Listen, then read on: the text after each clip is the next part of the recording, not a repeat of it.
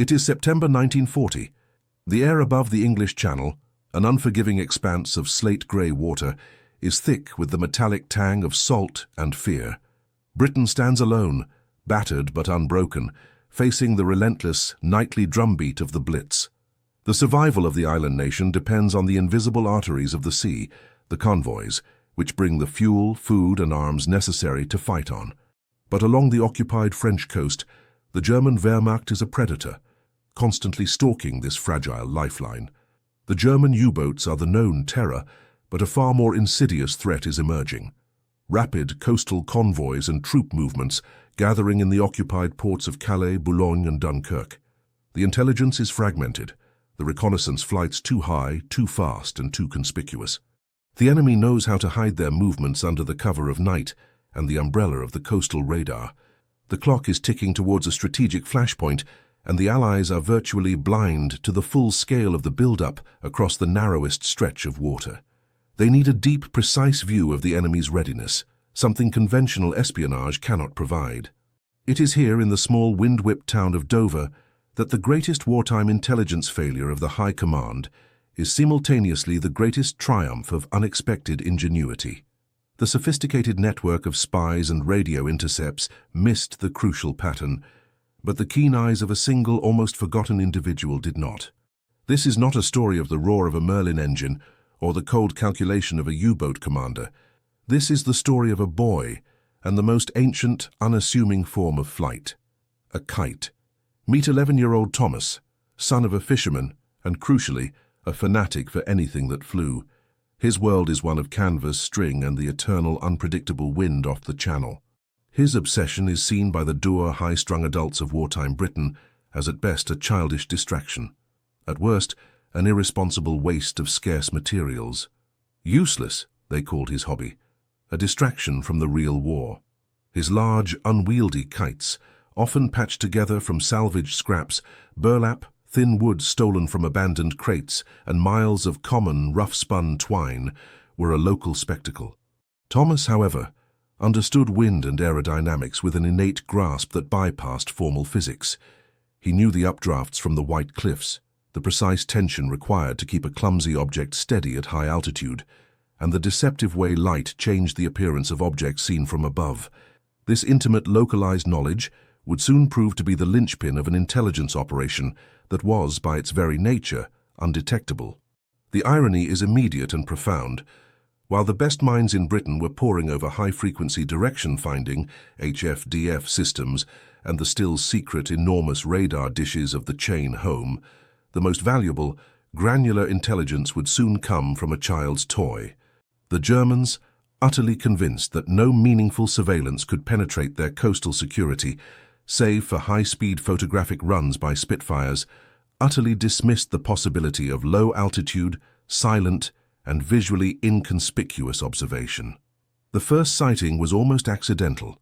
Flying his largest kite, the Albatross, on a particularly clear, blustery day, Thomas allowed the line to run out further than usual, the kite a mere speck against the immense blue. Attached to the line far below the mainsail was a simple, ingenious mechanism, a pulley system holding a pair of powerful, scavenged naval binoculars fixed at a narrow downward angle. His innovation was simple. A weighted line could adjust the angle of view, allowing him to scan the French coast kilometers away, from a point in the sky that offered a unique, stable perspective. He wasn't looking for U-boats or aircraft. He was just observing. But then he saw it. The glint of steel, a tight formation of military vehicles moving inland from the port of Boulogne, hidden deep within a narrow, shadowed road. A momentary, fleeting image, yet precise. It wasn't the blurry, high-altitude photo the RAF would get. It was a clear, low-angle view of the vehicle type and count. He had seen too much, and the enemy, focused on the sky, had seen nothing at all.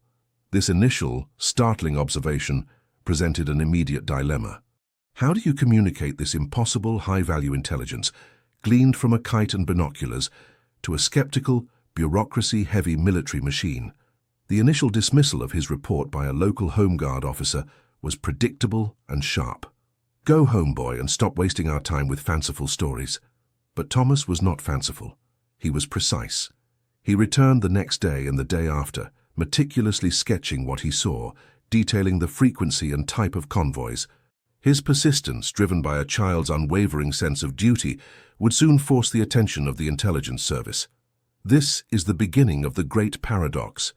The Germans believed they had mastered the technological arts of concealment and surveillance avoidance. They invested millions of Reichsmarks in flak emplacements, radar jammers, and decoys. Yet their entire intricate system was about to be undone by a mechanism that cost virtually nothing, emitted no radio waves, and was, to the powerful mind of the German High Command, literally beneath contempt.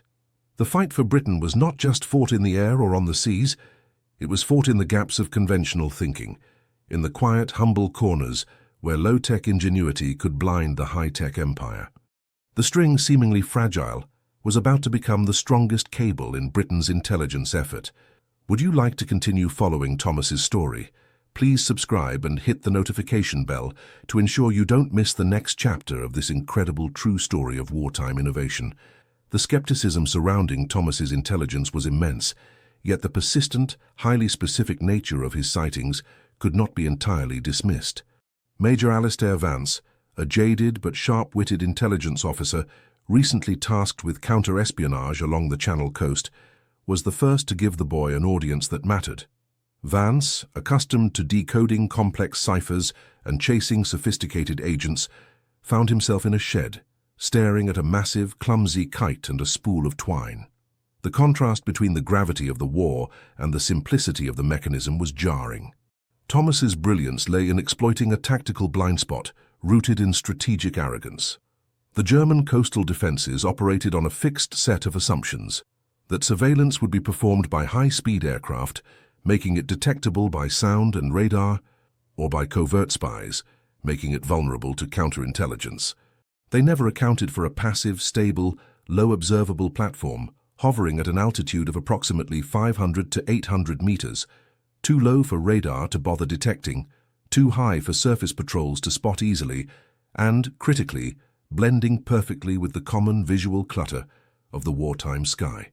To prove the validity of his method, Thomas and Major Vance conducted a series of controlled tests.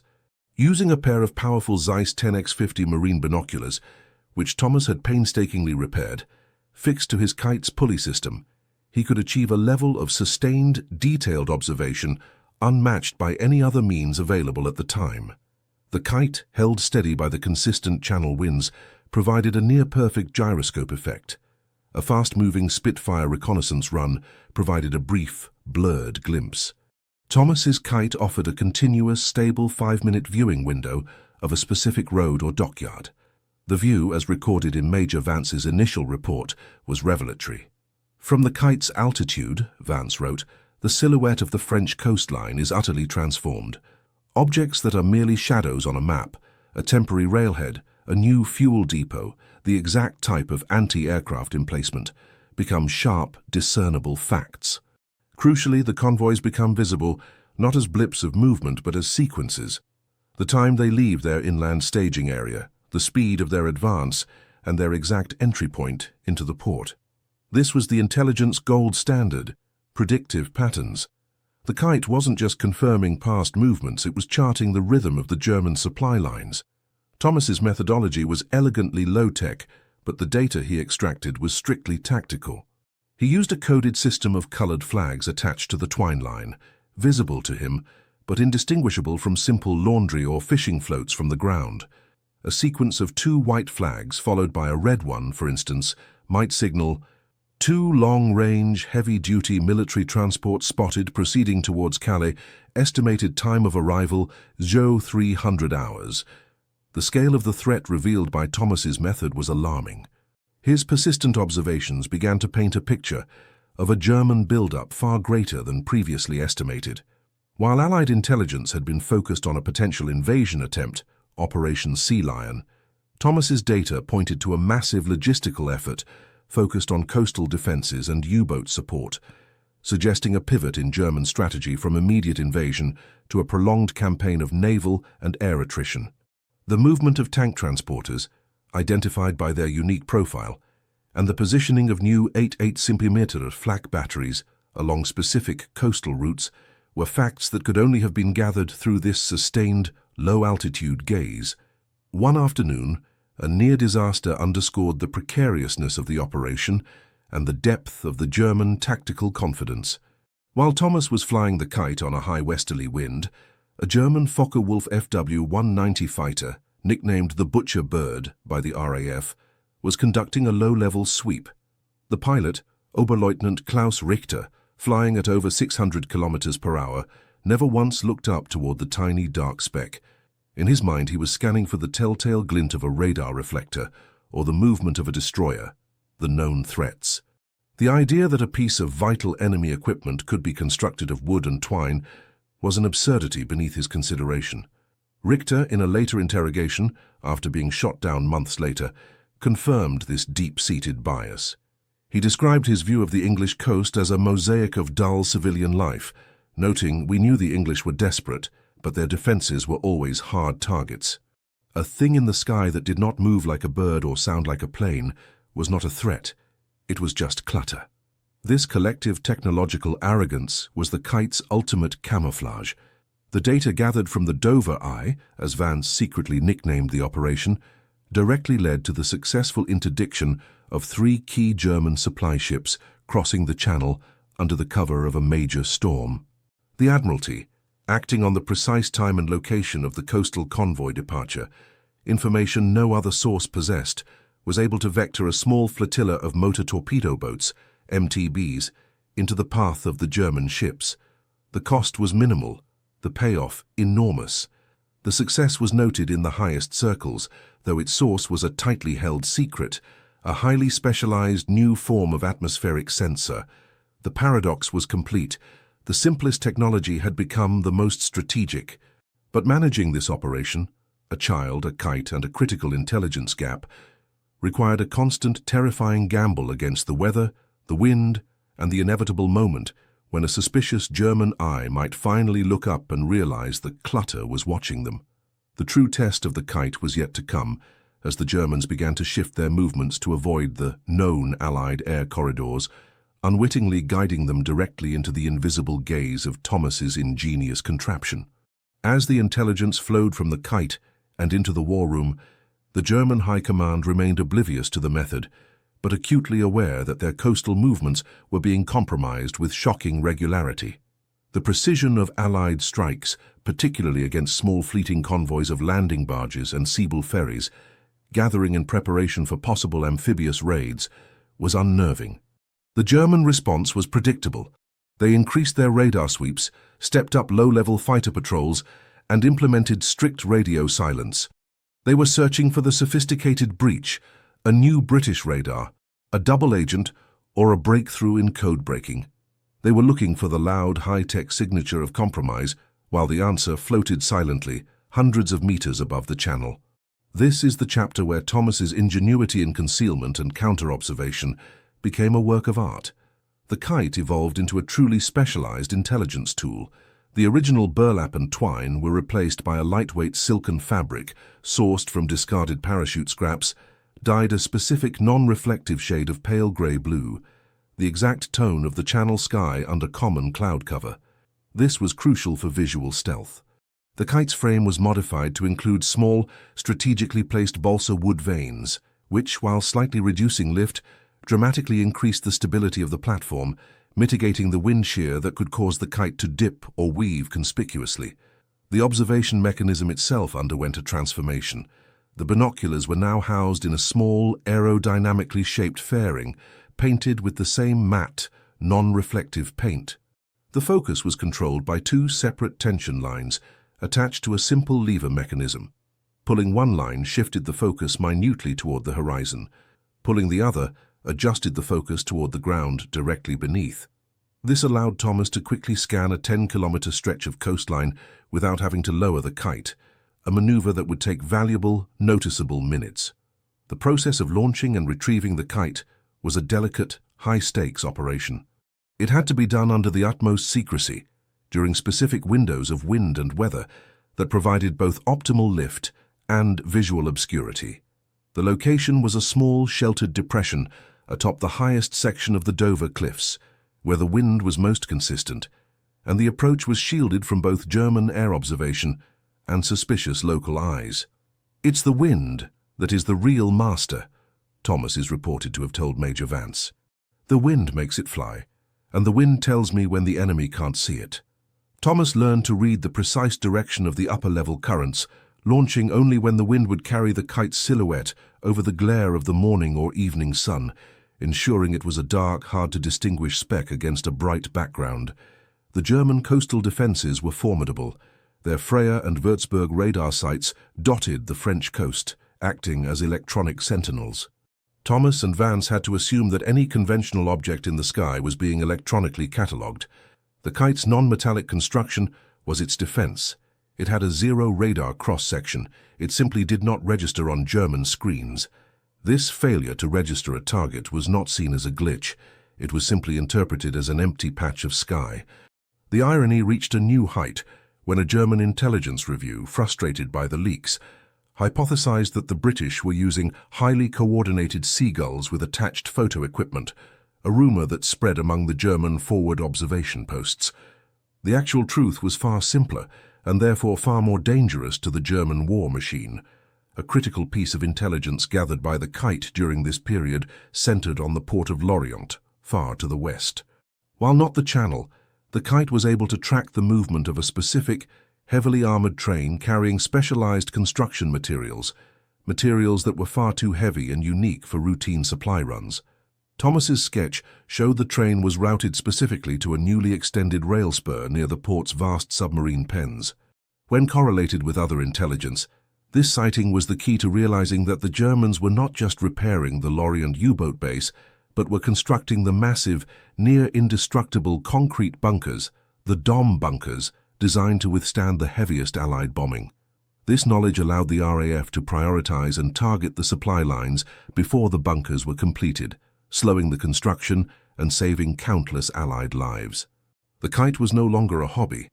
It was an intelligence asset of paramount importance, but the relentless need for information, the demand for more precise, more frequent updates on the gathering storm in France, put Thomas and the fragile operation under impossible pressure. The Channel is a place of sudden, violent weather shifts. One moment of high wind, one frayed piece of silk, one suspicious glint of the binoculars, and the secret and the boy could be lost forever. The silence of the Kite was its protection, but it was also a deafening symbol of the immense, solitary weight placed upon a child's shoulders.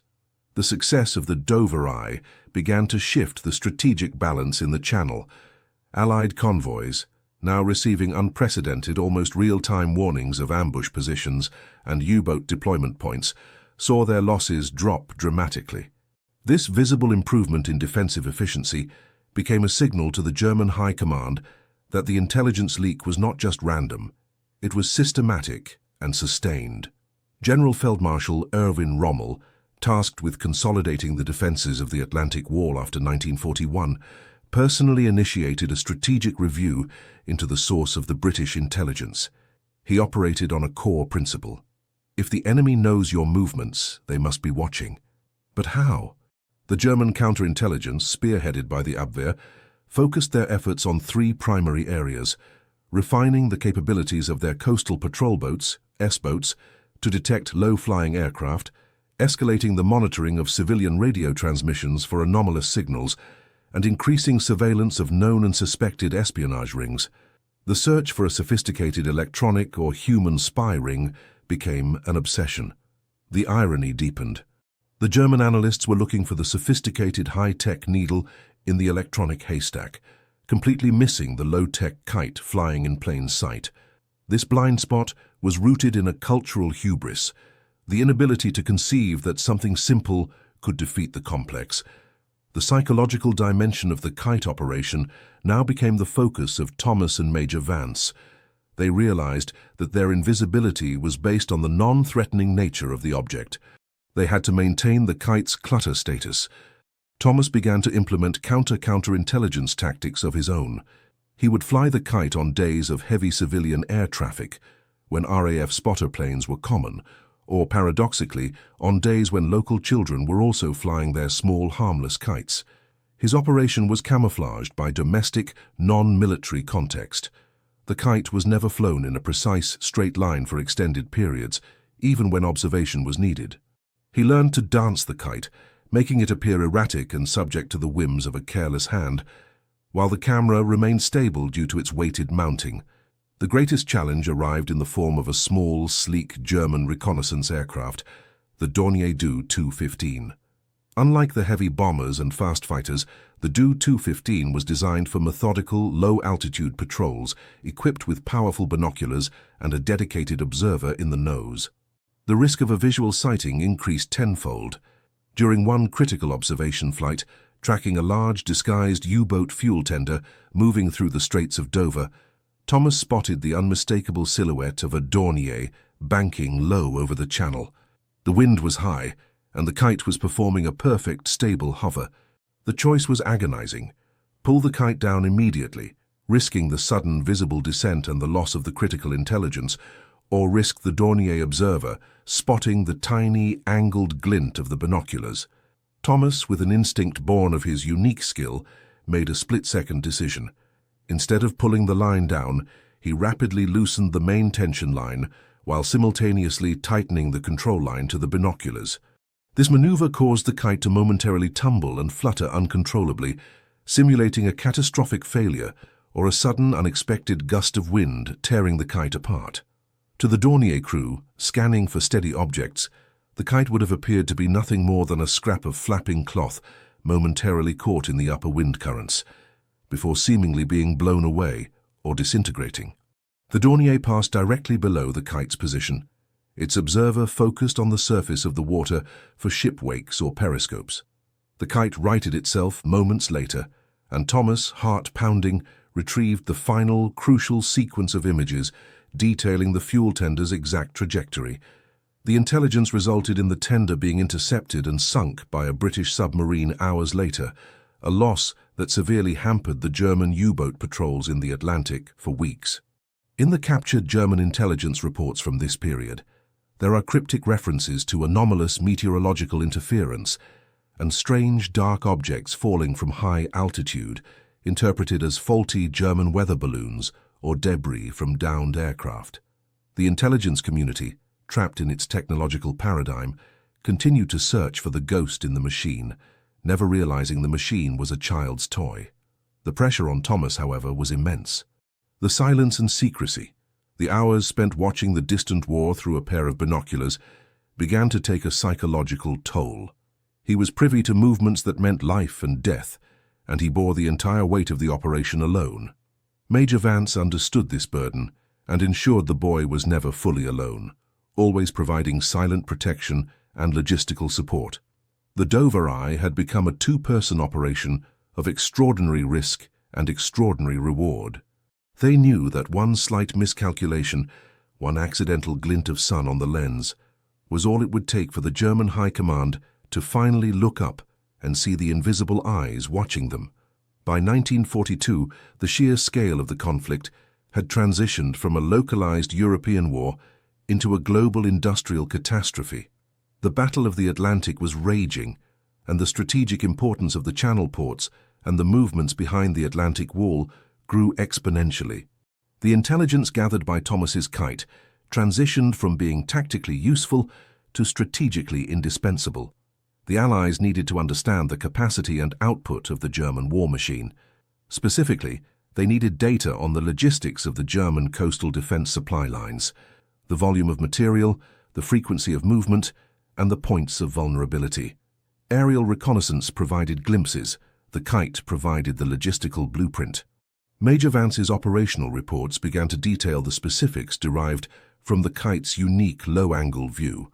For example, by observing the number of trucks leaving a specific inland depot, identified by a uniquely shaped rail yard, and timing their arrival at a port facility, Thomas could calculate the approximate daily tonnage of ammunition and fuel being moved.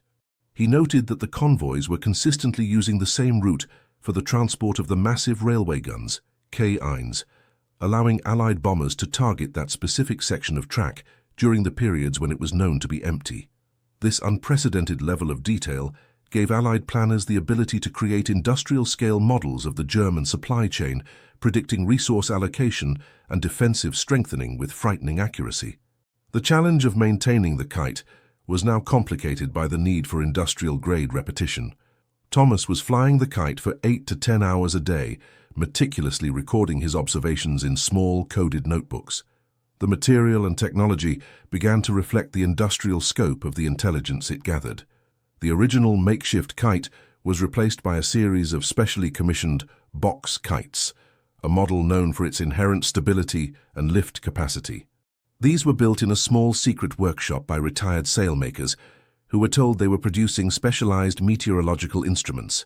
The twine was replaced by fine, high-strength silk cord, durable, lightweight, and almost invisible against the vastness of the sky. The binoculars were replaced by a specialized single-lens spyscope with a focal length of 200 mm, custom-built by a former camera designer, which provided an even sharper, more detailed image than the original binocular system. Crucially, this system included a mechanism for a micro-camera, allowing Thomas to take short bursts of high-resolution photographic evidence. The camera was tiny, using scarce 60mm film, and triggered by a slight, almost imperceptible tug on a third, thinner line. This technological evolution introduced a new risk. The camera, though small, contained a high concentration of metal parts. While still below the threshold for German radar detection, the metal mass was now a theoretical possibility. Thomas had to be even more vigilant, timing the launch and retrieval perfectly with German patrol cycles, and never allowing the Kite to remain stationary for too long in the upper winds. The German response to the consistent leaks escalated into a climate of internal paranoia. General Major Hans Jeschonek, Chief of the Luftwaffe General Staff, demanded an explanation for the uncanny accuracy of RAF strikes on coastal infrastructure. The investigation turned inward, resulting in the brutal execution of 3 suspected French double agents who were, in fact, entirely innocent. The Abwehr was chasing ghosts of their own making, while the truth continued to float above them, completely ignored. One particular piece of intelligence gleaned by the Kite cemented its legacy. In late 1942, Thomas observed a highly unusual, almost continuous train movement, ferrying heavy construction materials, specifically massive concrete segments and specialized ventilation shafts, to a network of secluded sites in the Pas-de-Calais region. This wasn't merely defense construction. This was something far larger and more secretive. The resulting photographs taken by the micro-camera from an altitude of 750 meters were some of the most sensitive of the war. They showed the construction of huge underground facilities, completely invisible from higher altitude flights. These were the launch sites for the V-1 flying bombs and later the terrifying V-2 rockets. The Kite had provided the first confirmed visual evidence of Hitler's V-weapon program, allowing the Allies to launch Operation Crossbow, the systematic campaign to bomb the V sites, months before they became operational, potentially saving London from a devastating sustained attack. The industrial scale of the Kite operation, the thousands of feet of line, the numerous kites, the sheer volume of observation hours, had yielded the single most critical intelligence breakthrough on the German miracle weapons. What started as a child's toy was now a strategic intelligence instrument, proving that in a war of technology, the most effective weapon is often the one the enemy is too arrogant to believe exists. The year is 1944. The invasion of Europe, Operation Overlord, is imminent. The Allied effort is focused on deception and intelligence gathering, attempting to convince the Germans that the main attack will come at the Pas-de-Calais, Operation Fortitude, while the true target is Normandy. The Dover Eye was now operating at its strategic zenith. Its role was twofold: to provide continuous high-fidelity intelligence on the true defensive state of the Pas-de-Calais, and to confirm the enemy's reaction to the massive Allied deception campaigns. The stakes had never been higher. The precision of the Kite's surveillance began to create a terror among the German forces that was entirely psychological. They knew the British were watching, but the source remained a terrifying, invisible mystery. The German Coastal Artillery Command in the Pas-de-Calais reported strange anomalies. "The British seem to know the moment we move a field gun from one emplacement to another," wrote one Hauptmann in his diary. "The moment the gun is emplaced in its new position, The Allied artillery begins to range in on the old position, wasting shells but confirming they knew the gun was gone. Moments later, a Spitfire is overhead, confirming the new position. This was the Kite's work. The first observation confirmed the departure. A second observation hours later confirmed the new camouflaged location. The British were tracking not just the enemy's static defences, but its dynamic repositioning. The climax of the Kite's wartime service occurred in the days immediately preceding the D-Day landings. The Allied High Command needed one final, unassailable piece of evidence: were the German divisions, specifically the crack 15th Army, being repositioned away from the false Pas-de-Calais front and towards the true landing zones in Normandy. On a brutally cold, high-wind evening in late May 1944, Thomas was tasked with observing a major rail junction near Amiens, a crucial choke point for any major troop movement. The Kite, flying at an extreme altitude of over 900 meters, was buffeted by turbulence. The risk was enormous. Any malfunction meant the Kite, and its attached spy camera, would fall deep into occupied territory. Thomas and Vance, hidden in a reinforced bunker, spent 6 agonizing hours on the line. The tension was not merely mechanical, it was the tension of the entire war, resting on a thin silk cord. Finally, in the pale pre-dawn light, the visual confirmation arrived. Thomas, through the highly specialized scope, saw the telltale shape of the Tiger I tanks being loaded onto flatbed railcars, but the critical information was their direction of travel. These tanks, elements of a key panzer reserve, were not being rushed toward the expected Pas-de-Calais invasion front, which would have signaled the success of the deception. They were instead being routed southeastward, away from the coast, seemingly in preparation for a deployment far from the Channel. Thomas's final coded message of the night was short and decisive: heavy armor, southeast, no coastal reaction. Major Vance immediately relayed this intelligence. It was the crucial confirmation that Operation Fortitude was holding. The German High Command, relying on their sophisticated network of sensors and intelligence, was still fully committed to defending the wrong beachhead. Rommel's 15th Army remained pinned in the Pas-de-Calais, exactly where the Allies needed them to be. This simple, low-tech observation, confirming the strategic paralysis of a million-man army, was the final, indispensable, all-clear signal for the launch of the D-Day invasion. Without this final piece of evidence, Supreme Commander Dwight D. Eisenhower might have hesitated, delaying the invasion and facing catastrophic consequences. The terror of the Kite was not the damage it caused directly, but the existential fear it instilled in the German war machine, the fear that their every movement, no matter how small or camouflaged, was known. The precision of the British strikes had unraveled their confidence, making them hesitant to move, hesitant to deploy, and utterly convinced that the enemy possessed a sophisticated, undetectable intelligence system that rendered their high-tech defenses obsolete. The ultimate irony of the war was thus cemented. The greatest technological gamble in human history, the vast multi-front assault of D-Day, was green-lighted based on intelligence gathered by a child, a piece of string, and a silk-covered toy, a tool so simple that the sophisticated enemy never bothered to look up. The war ended, not with the roar of a final battle, but with the exhausted silence of surrender. The immediate post-war period saw the unveiling of the great secrets, the Enigma code, the advancements in jet propulsion, the atomic bomb. But the story of the Dover Eye remained locked deep within the highly classified files of British intelligence. It was, in its own way, too absurd, too simple to be believed by the public, and too crucial to the future of espionage to be revealed. The young man Thomas, his childhood irrevocably intertwined with the weight of strategic intelligence, returned to a quiet, civilian life, carrying the immense unsung burden of his contribution. He was a hero whose heroism had to remain a secret, a testament to the fact that the most profound acts of courage and ingenuity often occur in the quietest corners of the conflict.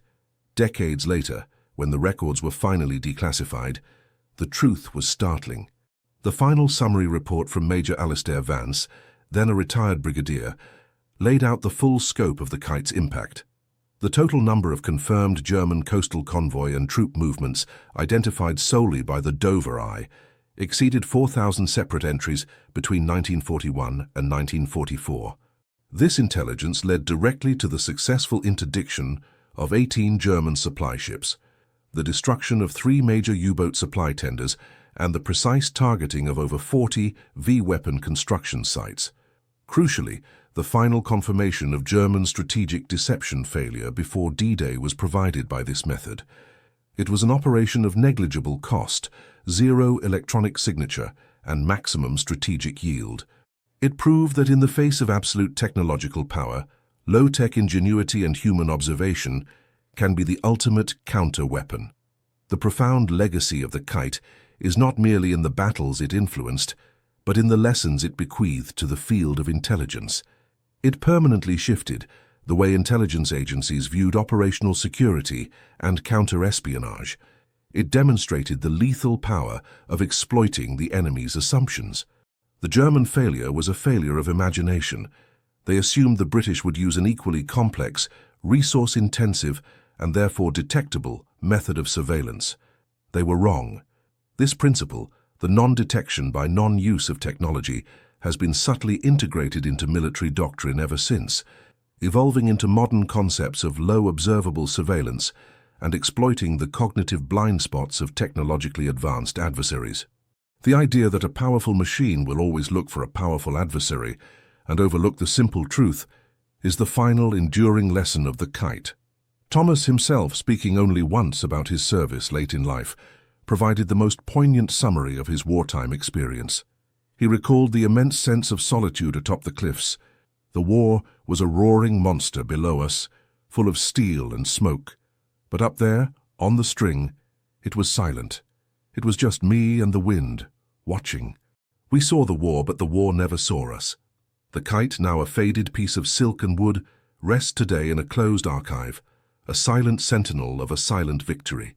It serves as a reminder that the greatest weapon in any conflict is not the most advanced machine, but the mind that can conceive of an angle of attack that the enemy has been trained, by its own technological prowess, to ignore. The history of the Second World War is often told in terms of industry, of massive battleships, and of groundbreaking aircraft, but sometimes the hinge of fate is found in the hands of a determined child, working a simple piece of string, changing the course of history one silent observation at a time. The roar of the war was immense, but the silence of the Kite was absolute, and ultimately, it was the silence that won. We hope you enjoyed this deep dive into one of the Second World War's most incredible and least known strategic secrets.